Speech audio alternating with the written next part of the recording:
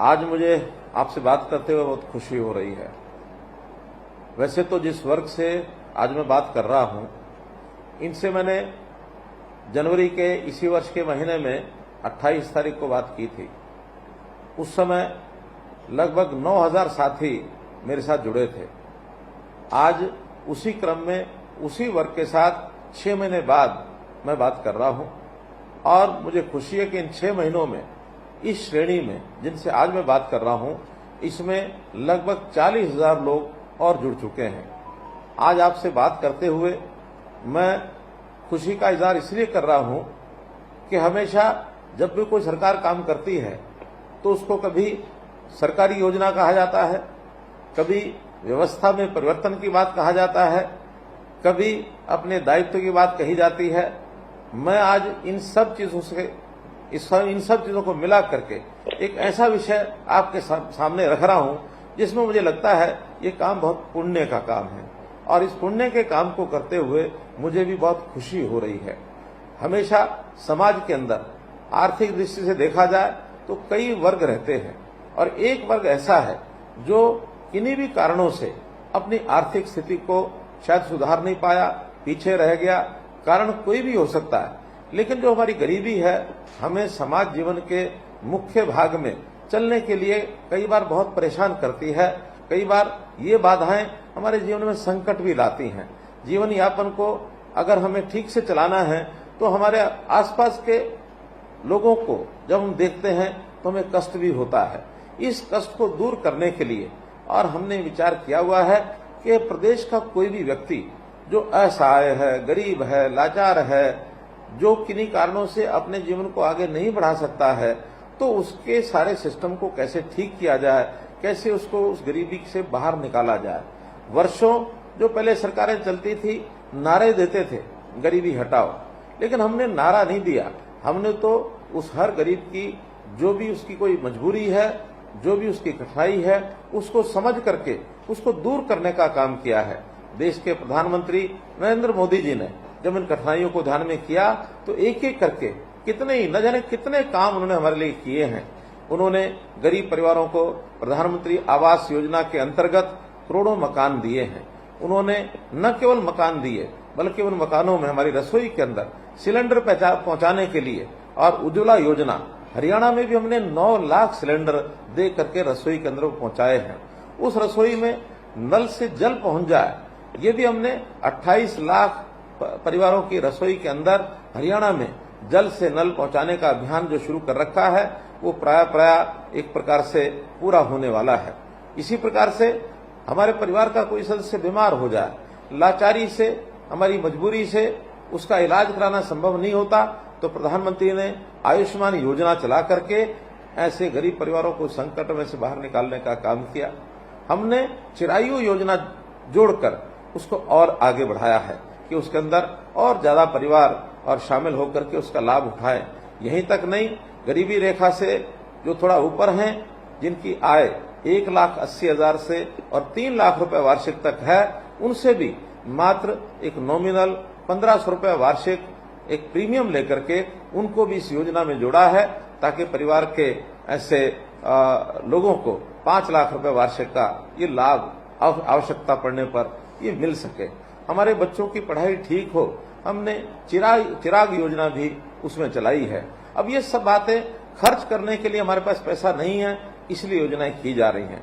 लेकिन आखिर तो हम अपनी सक्षमता के कारण से, अपने यानी शरीर की ताकत के कारण से, हमारे पास बुद्धि है, बुद्धि के कारण से प्रभु ने हमको 2 हाथ दिए हैं, पैर दिए हैं, चलने फिरने में हम सक्षम हैं। तो क्या फिर काम करने का अवसर हमें मिले तो काम करके हम अपनी आमदन को नहीं बढ़ा सकते क्या?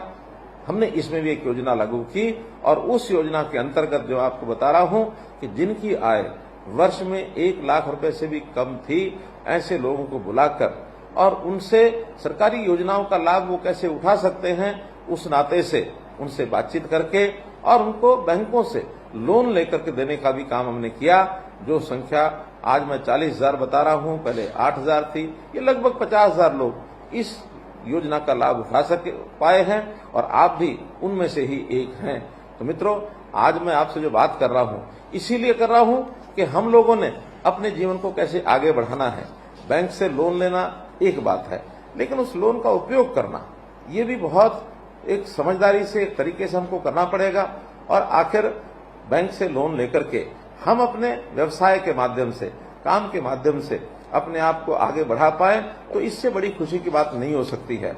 बहुत सी ऐसे पार्टियां भी हैं जो नारे लगाती हैं कि ये मुफ्त लो, वो मुफ्त लो।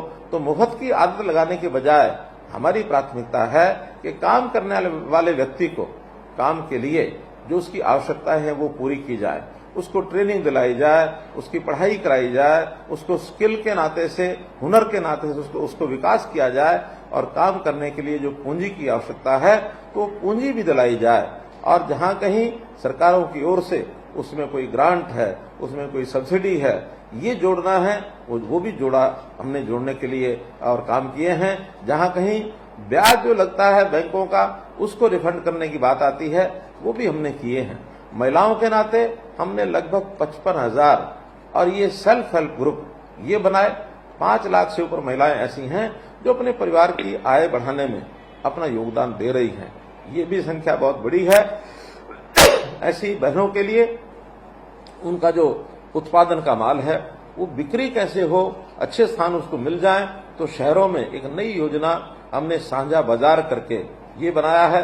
उस साझा बाजार के अंतर्गत और 50 से लेकर 100 छोटा कैबिन बनाकर हम उनको बुकिंग के आधार पर सप्ताह में जितने दिन उनको आवश्यकता है उसके लिए हम उनको देते हैं, ताकि वो आकर के और अपना काम जो है उसको जो करते हैं, अपना सामान बेच सकें, अपनी आमदन बढ़ा सकें।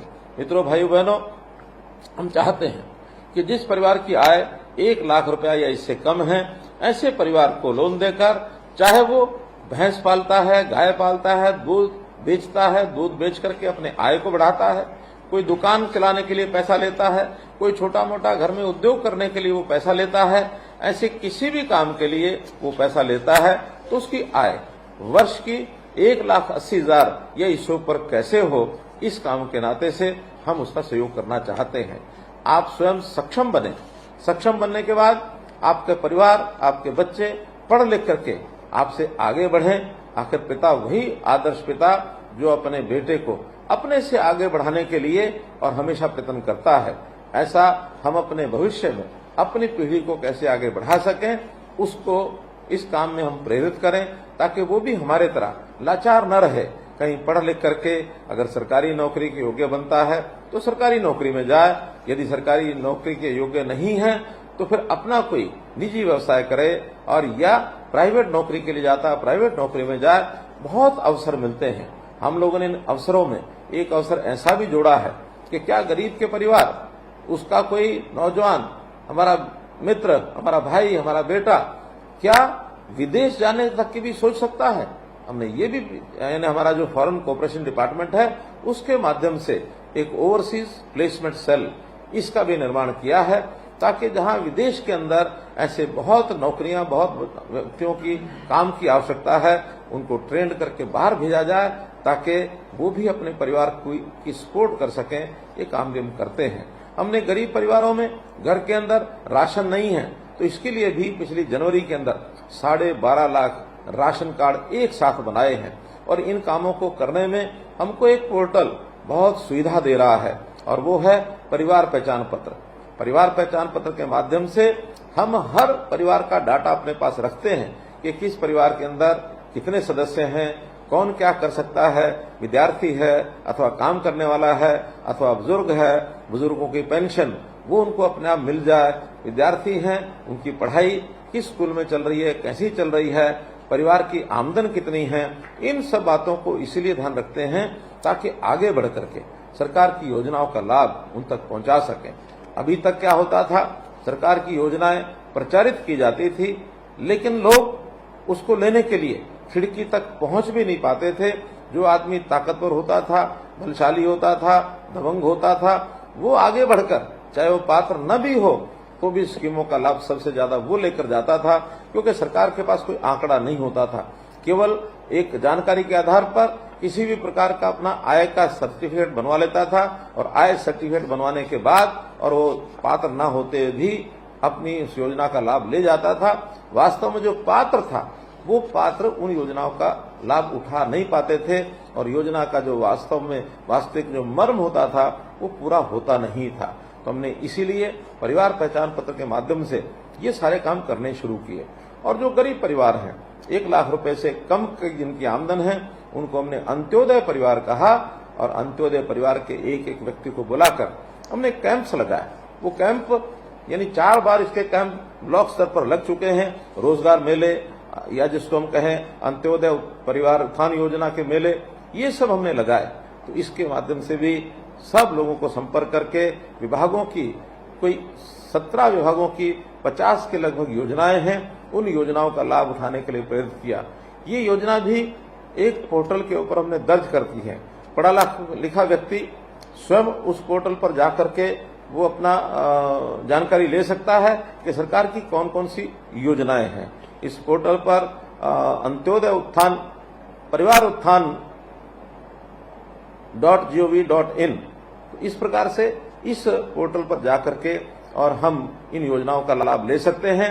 अगर हमारे स्वयं उसको नहीं देख सकते तो किसी भी पढ़े लिखे साथी को इस पोर्टल पर जाकर के योजना का चुनाव करना, उसके लिए आवश्यक जानकारियां प्राप्त करना, बैंक से लोन लेना और काम में कैसे सफल होना है, ये सारी बातें उसके अंदर बताई जाती हैं। इसका हम लाभ उठा सकते हैं।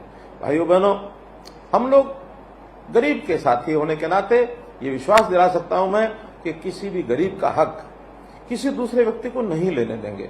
हमेशा गरीब के साथ खड़ा होना ये मेरी संतुष्टि का बहुत बड़ा एक कारण है। तो इन गरीबों का कैसे भला हो, हमेशा गरीबों के साथ हम खड़े हैं।